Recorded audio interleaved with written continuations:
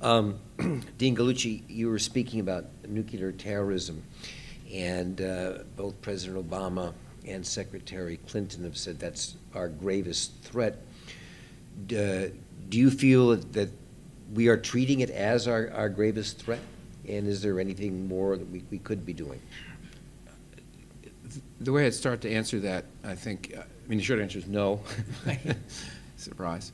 The somewhat longer answer is I think it would be a good idea to approach this topic and the general topic we're dealing with this evening with a question about, in our hearts and our minds, do we really believe there is a connection between horizontal and vertical proliferation, to put it in the terms of, at least at one point in my career, we used to use. In other words, whether what particularly Russia and the United States do in the current START negotiations, renegotiations, what we do in this country about CTBT, whether what we do as a matter of nuclear weapons policy ourselves, whether we really try for aggressive reductions, whether there's a connection apart from one that we'd like to have between that and reducing the threat of the spread of nuclear weapons to other countries. And some would say there's a connection, and it's unfortunately inverse. The more we do, then the more a small number of weapons will be valuable.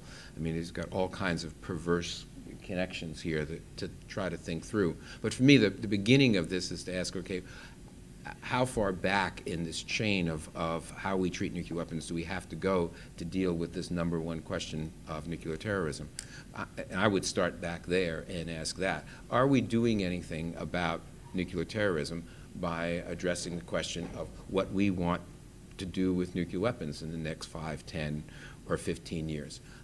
Do we want to have a no first use policy? Do we really want to get down below 1,000, below 500 in a reasonable amount of time, whatever that is?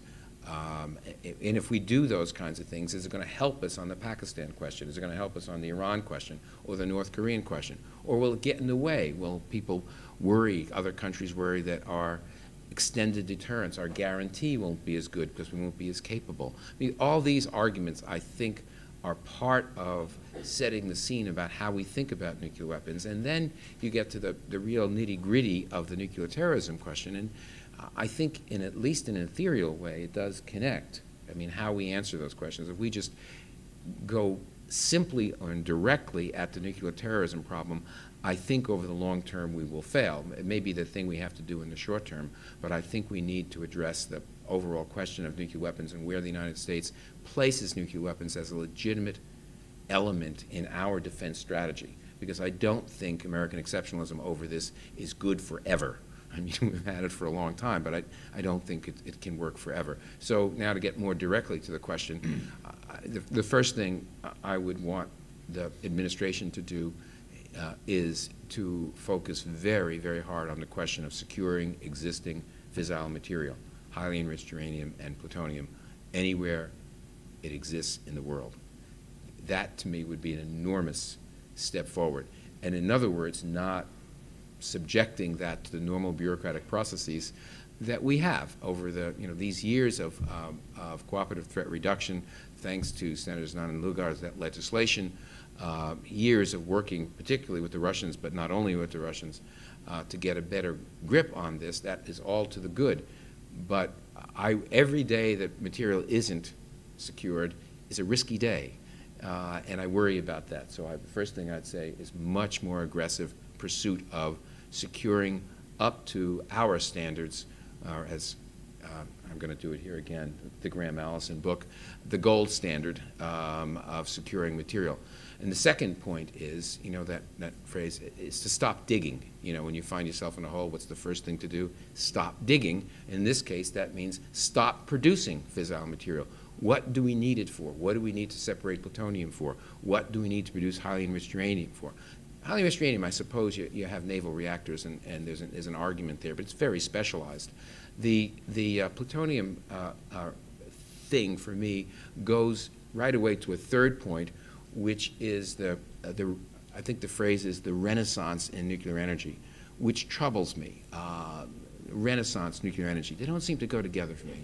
But I won't go there right now. I will say that I could actually be for, and probably am for, including nuclear energy in a reasonable energy mix to avoid the carbon fuels problem and climate change. But I am dead set against the use of plutonium fuels, and I would like an American policy to reflect that, and I'd like us to be aggressive internationally in saying we are for nuclear energy, if that be the right thing to do, but in any case, we are not for producing and separating, not producing, but separating plutonium. So I think that's extremely important. I think the Pakistan problem in this area is to me, the most critical one.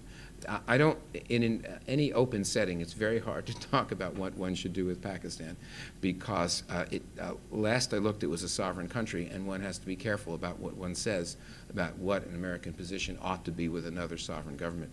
But there's an approach here that I think needs to be pressed so that we get as much assurance as possible that the materials, the weapons, and the people associated with that nuclear weapons program are secure under not only current circumstances but easily imaginable changed circumstances.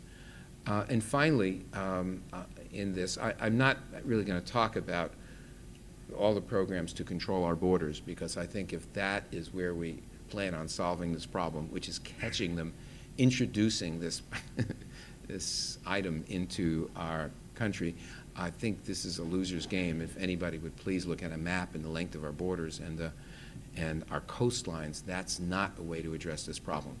I like the idea, if it's possible, of doing better at recreating deterrence by having a credible claim to being able to attribute the source of material before or after a detonation to its source. I think there's much that can be done with that if you have the technical capability, and I think there's more work and more investment that can be done there to this problem of attribution.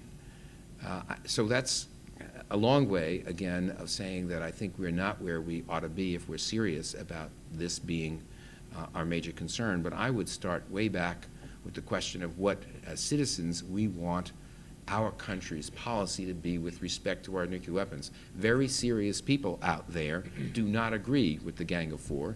Very serious people believe that we're going to need nuclear weapons for a very long period of time. And that talk of getting down to zero is actually destructive in a lot of ways. And those of you out in this audience, you know, and an audience that's sponsored by you, Joe, and your organization is going to be sympathetic to this, but there are a lot of people who didn't come tonight, and they're probably in another auditorium, I don't know exactly whose embassy, but who have another point of view. I could guess which, but I won't. So I just think that we have to take those on and recognize there's a legitimate public debate that has, I would say, not yet been engaged. Thank you. Thanks very much, Bob.